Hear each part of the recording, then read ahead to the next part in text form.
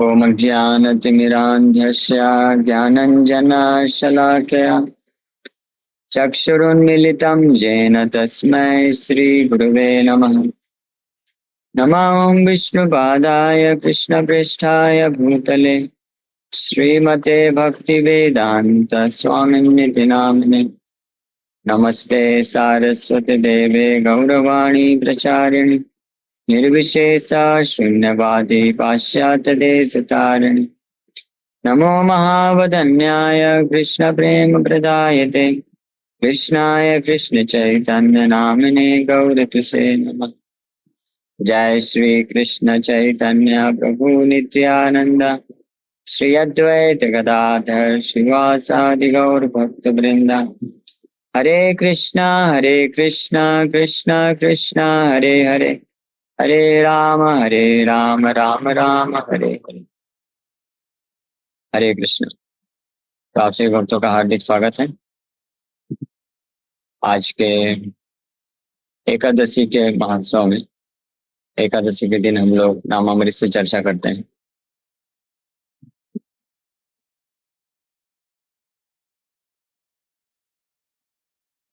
तो last time हम लोग चर्चा कर रहे थे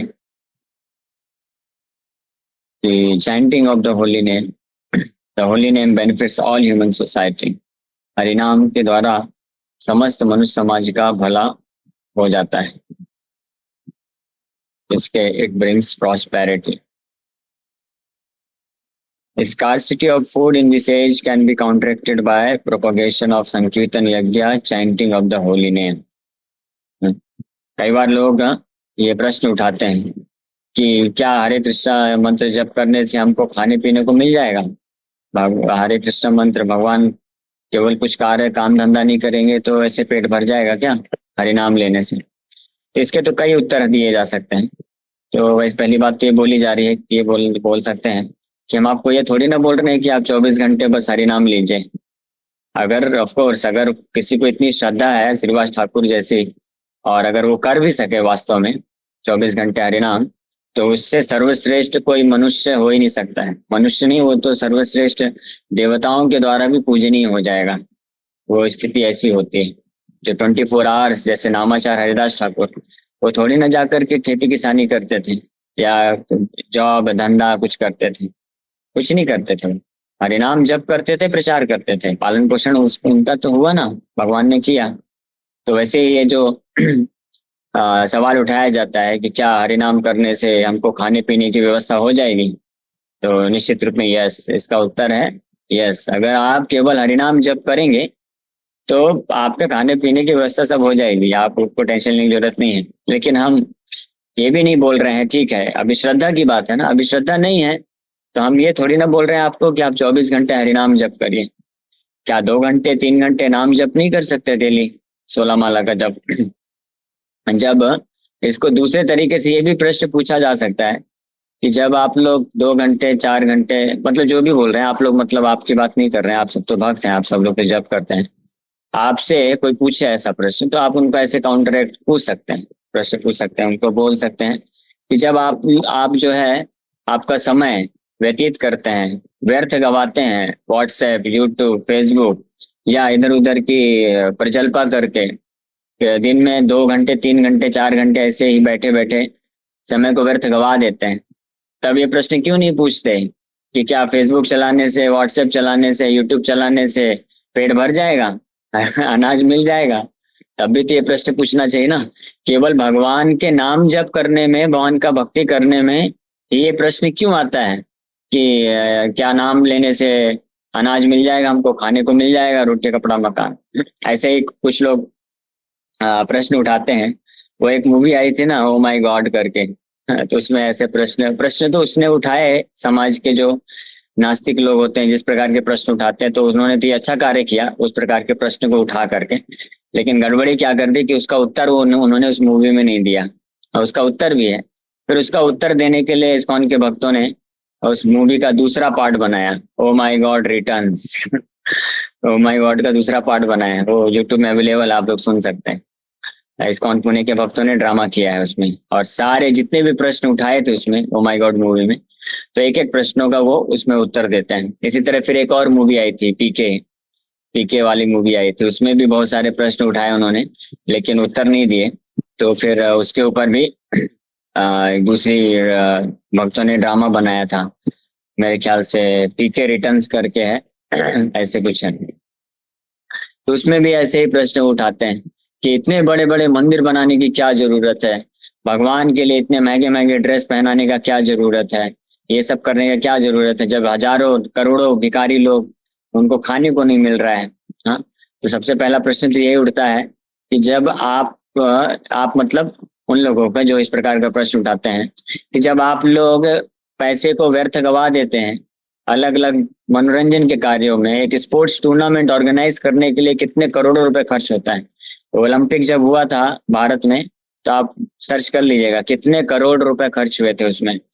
हाँ, तो स्पोर्ट्स में और ये टीवी इंडस्ट्रीज में, मूवी इंडस्ट्री में, बॉलीवुड में, यहाँ तक कि डे टू डे लाइफ में जो जरूरत नहीं है, हाँ, जैसे मेकअप की सामग्री है, हाँ, ये सब ठीक है, थोड़ा स्त्रियों के लिए जरूरत है, लेकिन जितने वैरायटी के जितने प्रकार के सब वो यूज करते हैं, तो ऐसा एक वक्त ने रिसर्च करके बताया भी कि पूरे वर्ल्ड में जो स्त्रियां लिपस्टिक लगाती हैं उसमें जो खर्चा होता है ना, उससे पूरे विश्व के जितने भी भिखारी हैं, जितने भी जो लोग भूखे मरते हैं ना, सबको खाने को मिल जाएगा। सोचिए, केवल एक आइटम मात्र से। फिर ऐसे बहुत सारी चीजें हैं, लोग इतना पैसा खर्च करते हैं शराब में, सिगरेट पीने में और अन्य अन्य कितने भी प्रकार के फालतू कार्य करने में। उस वक्त किसी को याद नहीं आता है कि वो भूखे भिखारियों का क्या हो रहा है। उस वक्त कोई प्रश्न नहीं पूछता है कि आप इतना खर्चा इसमें क्यों कर रहे हैं, इतने से भिखारियों का तो भला हो जाता। हाँ, लेकिन जब मंदिर की बात आती है, जब भगवान की भक्ति की बात आती है, जब भगवान के लिए खर्चा किया जाता है, भगवान के सेलिब्रेशन किया जाता है, जन्माष्टमी त्योहार मनाया जाता है, तब उनको याद आती है भिखारियों की। और नहीं तो इतने सारे लोग अपने अपने बच्चों के जो है विवाह संस्कार में, अलग अलग प्रकार के पार्टी ये सब में कितना खर्चा करते हैं।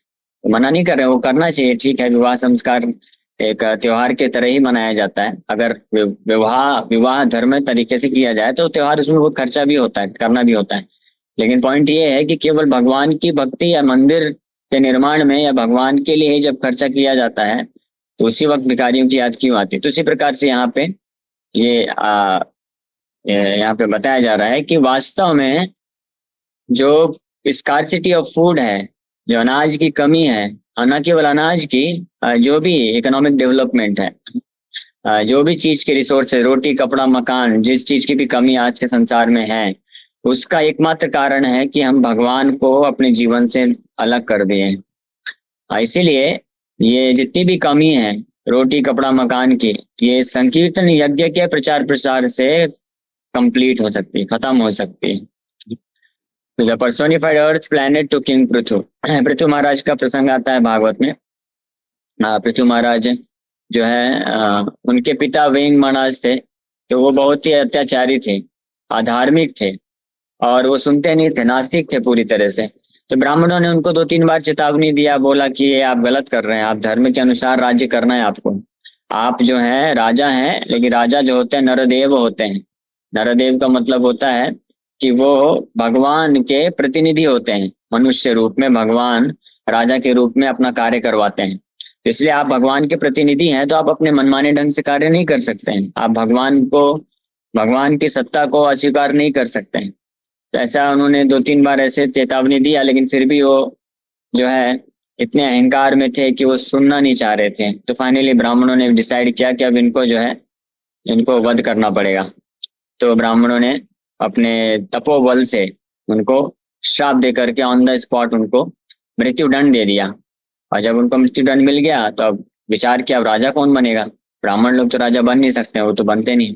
तो उन्होंने फिर उन्हीं के शरीर से एक पुत्र को उत्पन्न किया। 2 पुत्र हुए पहले, वैसे तो पहला पुत्र जो था वो निषाद हुआ, तो उसको जंगल का राज्य दे दिए। फिर दूसरे हुए पृथु महाराज। तो पृथु महाराज भगवान के शक्तिवेश अवतार हुए, तो उनको जब प्रकट करते हैं तब वो राज्य करने के लिए राज स्वीकार करते हैं। तब देखते हैं कि पूरे पृथ्वी में सूखा पड़ा हुआ है, अकाल पड़ा हुआ है, पृथ्वी कुछ दे ही नहीं रही है और लोग मर रहे हैं, भूखे मर रहे हैं। तो पृथ्वी महाराज बहुत क्रोधित हो जाते हैं पृथ्वी के ऊपर और पृथ्वी को मारने के लिए तैयारी करते हैं। पृथ्वी माता जो है गाय का रूप धारण करके उनके पास प्रकट होती हैं और उनको बोलती हैं, क्या बोलती हैं? Due to being stocked for a very long time all the grain seeds within me have certainly deteriorated, therefore you should immediately arrange to take these seeds out by the standard process which is recommended by the acharyas or the shastras। तो पृथ्वी माता बोलती हैं कि आपके पिता के अधार्मिक कार्यकलापों के कारण से मेरे जितने भी अनाज हैं, बीज हैं, वो सब जो है नष्ट हो गए हैं, इसलिए मैं कुछ उत्पन्न नहीं कर रही हूँ।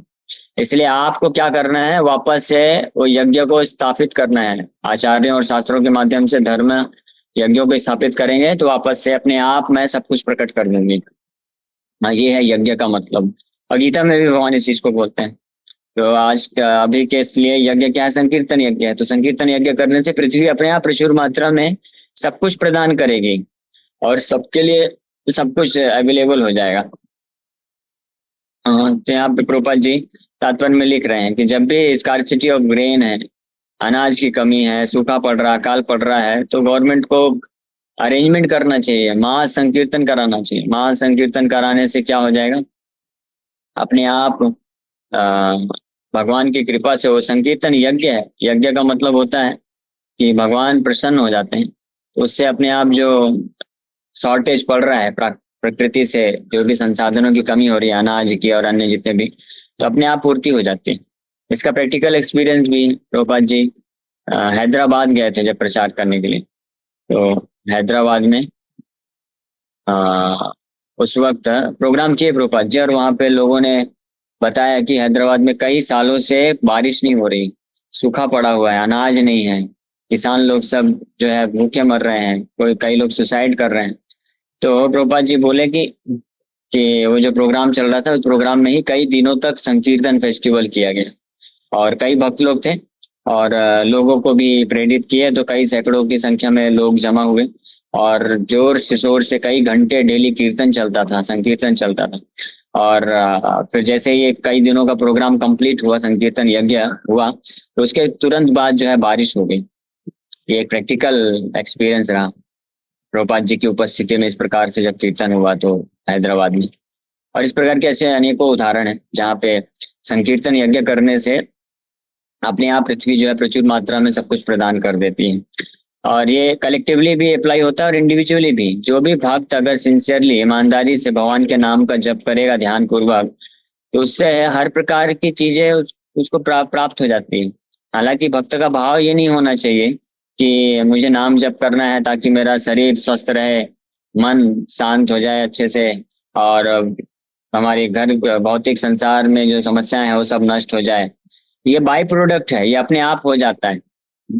भक्त का मतलब होता है, भक्त हरिनाम का आश्रय लेता है इस विश्वास के साथ कि मुझे भगवान की शुद्ध भक्ति प्राप्त करना है, और भगवान की शुद्ध भक्ति को प्राप्त करने के लिए जो भी भौतिक चीज की आवश्यकता होगी, जो भी कमी होगी, वो भगवान अपने आप पूरा कर देंगे, और जो मेरे पास है वो भगवान उसकी रक्षा करेंगे। यही है गीता में वो जो श्लोक भगवान बोले, योगक्षेमम वहां में हम, हाँ, कि वहां में हम, मैं खुद पर्सनली जो है उसको बचा के रखता हूँ, और जो नहीं है, जो कमी पड़ती है, उसको ला के देता हूँ।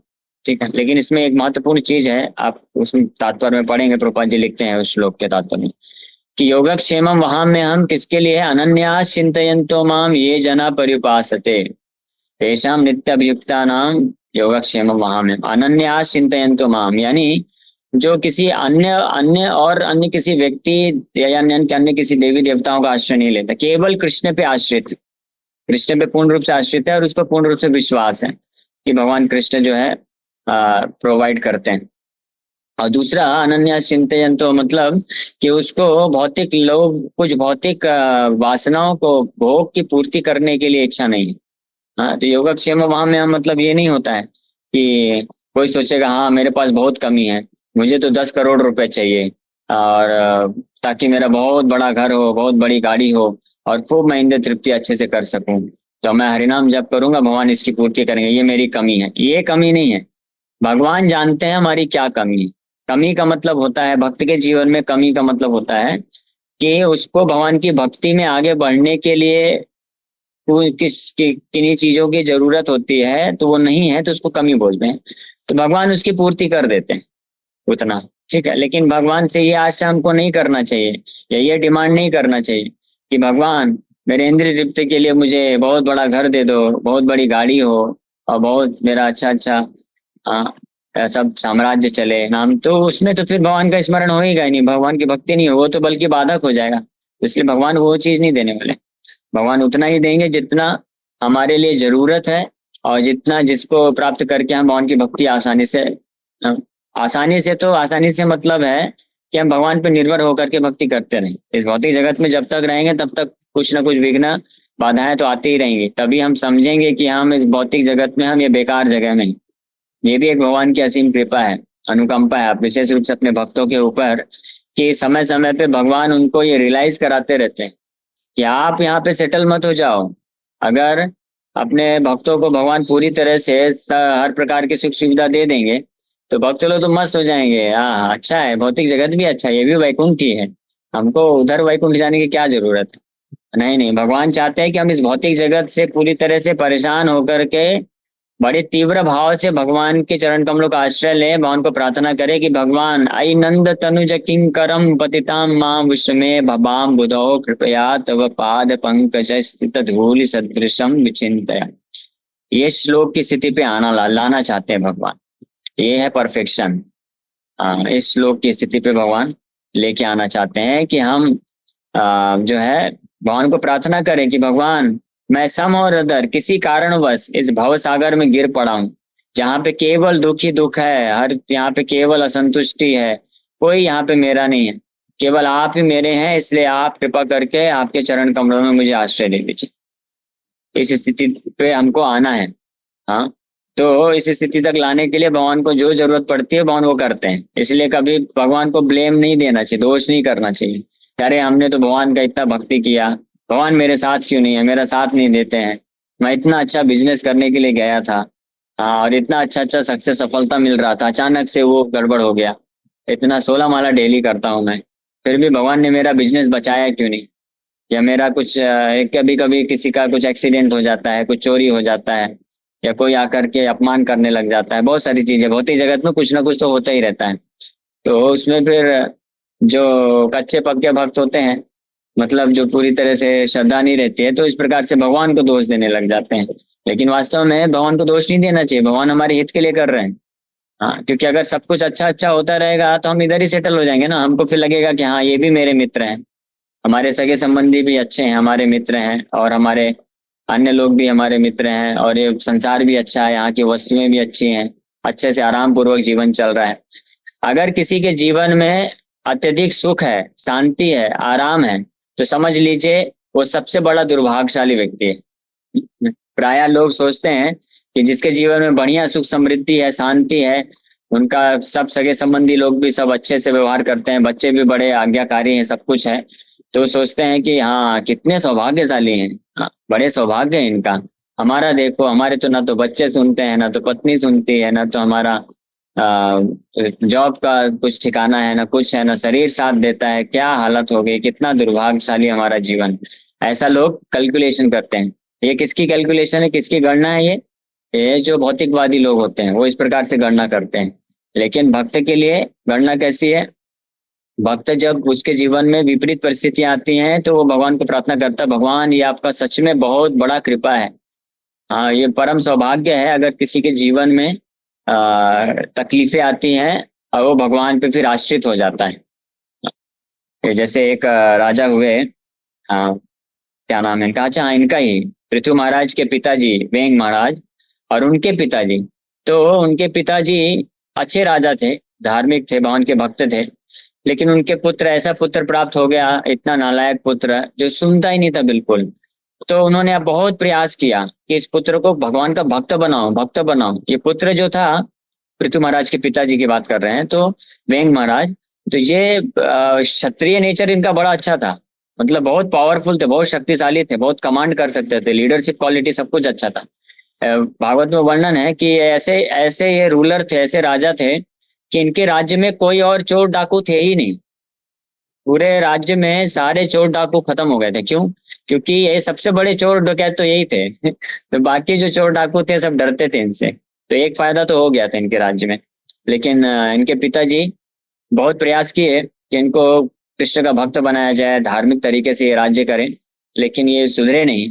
तो पिताजी फ्रस्ट्रेट हो गए, इतने दुखी हो गए, इतने दुखी हो गए कि एक दिन रातों रात बिना किसी को सूचना दिए रातों रात अपने राजमहल से छोड़ के चले गए वो जंगल में। और वहां पे जाकर के कृष्ण को पूरी तरह समर्पण करके भक्ति की। और फिर जब कृष्ण को प्राप्त करते हैं तो भगवान को धन्यवाद देते हैं। भगवान को बोलते हैं कि हे भगवान, मैं आप समझ पाया। उस वक्त तो मुझे लगता था कि मैं कितना दुर्भाग्यशाली हूँ कि मुझे ऐसा नालायक पुत्र मिला है जो सीखने पे भी समझता भी नहीं है। लेकिन अब मुझे लग रहा है कि वास्तव में ये आपकी बड़ी कृपा है। ये मेरा परम सौभाग्य था कि मुझे ऐसा नालायक पुत्र आपने दिया जिससे मैं परेशान हो के आपका शरण ले लिया। तो इस तरह से वो प्रार्थना भी करते हैं। तो यहाँ पे ये महत्वपूर्ण प्रसंग ये है कि भगवान जो है वो सब कुछ, भगवान के नाम का अगर कोई आश्रय लेगा, हरे नाम का जप करेगा ध्यान पूर्वक, तो उसको हर चीज की पूर्ति होगी। लेकिन किस किस तरीके से कि उसके जीवन में कोई भी ऐसी कमी नहीं रहेगी कि वो भक्ति में आगे बढ़ने में उसको बाधक उत्पन्न हो। इसलिए प्रभुपाद जी एक लेक्चर में बोलते हैं, that is why devotee should firmly sit down and take firm shelter of Krishna's holy name. कि चुपचाप दृढ़ता पूर्वक अच्छे से बैठ करके मतलब जरूरी नहीं कि बैठ करके ही, आप खड़े होकर के चेयर में बैठ करके, चल के, पलथी मार के बैठ करके, कहने का मतलब है प्रभुपाद जी बोल रहे हैं कि भगवान के नाम जप करने में दृढ़ता पूर्वक बैठ के आश्रय ले लेना चाहिए। इधर उधर नहीं भटकना चाहिए। ये नहीं सोचना चाहिए कि अरे उसका क्या होगा, ये क्या होगा, मेरा जॉब क्या होगा, धंधा क्या होगा, बच्चों का क्या होगा, इसका क्या होगा, उसका क्या होगा, है ना। तो अगर जो भी भक्त इस भाव से नाम का आश्रय लेगा तो निश्चित रूप में भगवान फिर सब अरेंजमेंट करते हैं, है ना। और आपको मना नहीं किया जा रहा है, आप आपके जॉब धंधा उसमें भी ध्यान रखिए। लेकिन जब आपका जॉब है, धंधा है, तो उस वक्त उस जॉब धंधे को अच्छे से करिए। लेकिन उसके अलावा जो समय एक निर्धारित कर लेना चाहिए कि इसमें मैं नाम जप करूंगा तो उसमें सब अपना टेंशन सब भूल जाऊंगा, उधर उधर कोई ध्यान नहीं देना है। भगवान के नाम का अच्छे से आश्रय लेना है, भगवान को जो करना है करें, भगवान पे आश्रय। तो भगवान कभी भी अपने भक्तों को ऐसे जो है दुखी नहीं होने देते हैं, या अपने भक्तों को कभी भी ऐसे ऐसी परिस्थिति में नहीं डालते हैं कि जहाँ पे वो पहुंच करके भगवान की भक्ति ना कर पाए।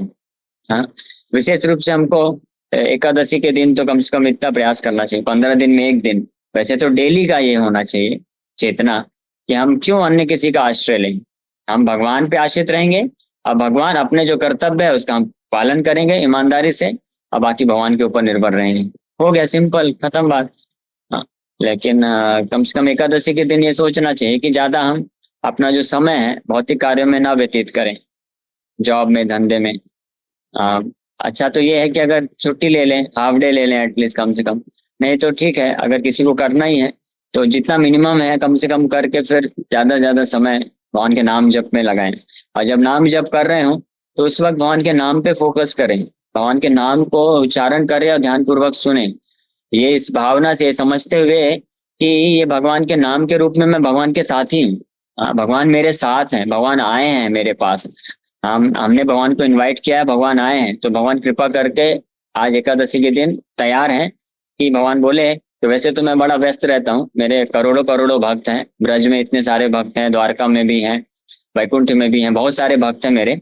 लेकिन आपके लिए स्पेशली क्योंकि आप इतना प्रार्थना कर रहे थे, आपके लिए स्पेशली इस एकादशी में मैं पूरा दिन आपके साथ रहने के लिए तैयार हूँ। तो कितना बड़ा भगवान ऑफर दे रहे हैं ना। अच्छी बात है ना। आप में से कौन कौन इस ऑफर को स्वीकार करता है, जरा हाथ तो उठाइए, देखते हैं भगवान के इस ऑफर को कौन कौन स्वीकार करने के लिए तैयार है। ओके, कुछ भक्त लोग तैयार हैं, वेरी नाइस। तो कम से भगवान ये ऑफर दे रहे हैं कि चलो एकादशी के दिन मैं आज पूरा दिन आपके साथ रहूंगा। हाँ, तो हमको भगवान को इनवाइट कर लिए हैं, भगवान आ गए हैं। अच्छे से नाम पे फोकस करना चाहिए, नाम जप करना चाहिए।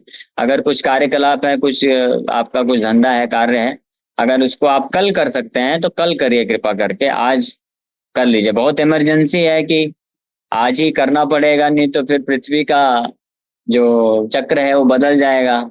आज हम ये कार्य नहीं करेंगे तो सूरज जो है कल उगेगा नहीं। ऐसा अगर कुछ परिस्थिति हो गया तो फिर ठीक है, आप कर लीजिए, अन्यथा प्रयास करिए कि भगवान के नाम का जप आज के दिन करिए। और सब लोग से रिक्वेस्ट है कि कम से कम 64 माला जप कर लीजिए, ज्यादा भी कर सकते हैं, कई भक्त लोग करते भी हैं। कई भक्त लोग 150 माला भी करते हैं, और 64 राउंड्स तो कई भक्त लोग करते हैं, तो बहुत अच्छी बात है। पिछले एकादशी को लगभग 120 भक्तों ने 64 राउंड्स किया। उन सब भक्तों के लिए हमने प्रार्थना भी किया था, श्री गौर निताय के सामने उनका नाम उच्चारण किया गया, पढ़ा गया, उनको बताया तो गौर निताय का कृपा है। तो इस एकादशी को भी आशा करते हैं कि आप सभी भक्त लोग जो है करेंगे 64%। तो यहीं पे विराम करेंगे, और अभी हम लोग ऑनलाइन एक सवा घंटे जप करेंगे साथ में, और फिर उसके बाद आप लोग ऑफलाइन भी जप करते रहिए। किसी वक्त का कोई प्रश्न है, 1 या 2 प्रश्न कुछ ले सकते हैं। अभी पहले सब लोग हाथ नीचे कर लीजिए, उसके बाद फिर हाथ वापस से उठाइएगा तो पता चलेगा। हाँ, अभी हरे किसी का कृष्ण प्रश्न है प्रभु जी, तो वापस। प्रणाम। हरे कृष्णा। यस माता जी। प्रभु जी, हमारे बगल में एक कपल है, मैं फर्स्ट टाइम एकादशी व्रत उठाना चाहते हैं और बोल रहे हैं हम क्या करें। कभी भी उठा सकते हैं, ऐसा कोई नियम नहीं है, क्योंकि हम लोग भागवत मार्ग में एकादशी व्रत हम करना चाहते हैं भगवान कृष्ण को प्रसन्न करने के लिए। एकादशी भगवान का अत्यंत प्रिय दिवस है और भक्ति जननी है। भक्ति जननी मतलब इस दिन आपको भक्ति मिलेगा ज्यादा से ज्यादा, तो भक्ति लेने के लिए किसी का कोई इंतजार करने की जरूरत नहीं है कि किस एकादशी में उठाएं। और इसको हम आज ही से उठा लीजिए और कभी मत बैठाइए, ये भी जान लीजिए। कभी बैठाने का जरूरत नहीं है। ये उठाना बैठाने का नियम जो है वो कुछ भौतिक लाभ प्राप्त करने वाले लोग होते हैं, तो वो लोग इसको पालन करते हैं। वो होंगे भी, सत्य भी होंगे, मैं ये नहीं बोल रहा हूँ कि वो गलत है कि कभी बैठाना चाहिए कभी उठाना चाहिए, हो भी सकता है। बट हम लोग जो है भगवान की शुद्ध भक्ति प्राप्त करना चाहते हैं, भगवान को प्रसन्न करने के लिए करना चाहते हैं। तो जब से आपको पता चल जाए, जब से जिसको पता चल जाए एकादशी व्रत करना चाहिए, कृष्ण प्रसन्न होते हैं, तब से करना चालू कर देना चाहिए और जीवन पर्यंत तक करते रहना चाहिए। ठीक है, किसी भी स्थिति में इसको बैठाना नहीं चाहिए। ओके, और किसी भक्त का कोई प्रश्न है?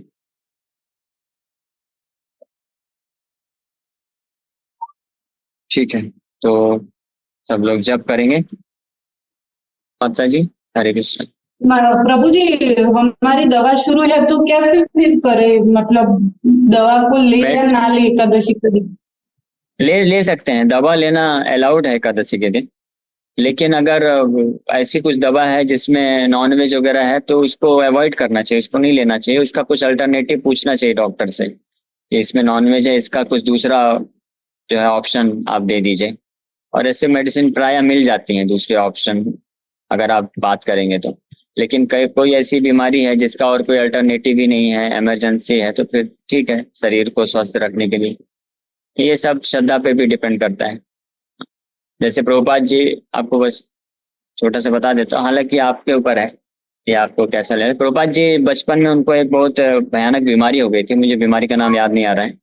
तो डॉक्टर ने क्लियर बोला कि इनको चिकन का सूप पिलाना पड़ेगा, नहीं तो इनका मृत्यु हो जाएगा, जीवित नहीं रह पाएंगे। तो तो डॉक्टर ने ऐसा रिकमेंड किया। तो प्रभुपाद जी के पिताजी तो स्ट्रिक्टली बोल दिए कि नहीं नहीं, हम बिल्कुल नहीं पिलाएंगे, हम वैष्णव परिवार से हैं, हम बिल्कुल भी नॉनवेज नहीं देंगे। हाँ, लेकिन माँ का प्रेम होता है, तो माता बड़ा रिक्वेस्ट की, माँ को प्रेम है कि अरे तो अभी क्या करें। वो माँ भी भक्त है, शुद्ध भक्त है, इसमें कोई डाउट नहीं है, लेकिन प्रेम होने के कारण बार बार रिक्वेस्ट कर रहे हैं कि चलो ठीक है, अभी दवाई के रूप में बस दे दीजिए, आप स्वस्थ हो जाएगा तो सब ठीक रहेगा, भक्ति करेगा, सब कुछ करेगा। लेकिन पिताजी बोले नहीं नहीं, कृष्ण पालक है, कृष्ण रक्षा करेंगे, कृष्ण अगर चाहेंगे तो जीवित रहेगा, कृष्ण अगर चाहेंगे तो मर जाएगा, हम ये सब नहीं करेंगे। तो फिर फाइनली ये डिसाइड हुआ कि, लेकिन माँ इतना फोर्स कर रही थी तो पिताजी फाइनली बोले आपको जो करना है करो, लेकिन इस घर में नहीं बनेगा। तो डॉक्टर खुद ही बोला कि आप टेंशन मत लो, मैं खुद ही बना के लाऊंगा और मैं दवाई के रूप में पिला दूंगा। तो डॉक्टर बना के लेके आया और पिलाने का जैसे प्रयास किया, प्रभुपाद जी छोटे बालक ही थे, तो जैसे वो चिकन सूप को पिलाया गया, प्रभुपाद जी तुरंत उल्टी कर दिए, अंदर गया ही नहीं। तो जैसे उनके पिताजी गौर मोहन डे नाम का था, तो उनको पता चला कि जो है अभय बाबू, अभय जो है पूरा मेडिसिन वो उसके अंदर जा ही नहीं रहा है, तो तुरंत फिर मना कर दिया, बोले नहीं नहीं, ये देखिए इंडिकेशन है, ये बालक पीना भी नहीं चाहता है, भगवान नहीं चाहते हैं कि ये पिए, तो ये पूरी तरह से हटा दिए। और अभय अपने पुत्र को लेके गए भगवान राधा गोविंद देव जी के विग्रह के सामने, और उनके चरणों का चरणामृत तुलसी के साथ उनके मुंह में डाले, पिलाए, और वो बीमारी पूरी तरह से खत्म हो गई और स्वस्थ हो गए। तो ये श्रद्धा के ऊपर भी है, लेकिन अब डॉक्टर से हम सलाह लेकर के कुछ ऐसी मेडिसिन ले सकते हैं। बट इन जनरल जो दवाइयाँ होती हैं एकादशी के दिन आप आ सकते हैं, उसमें कोई व्रत खंडन नहीं होता है।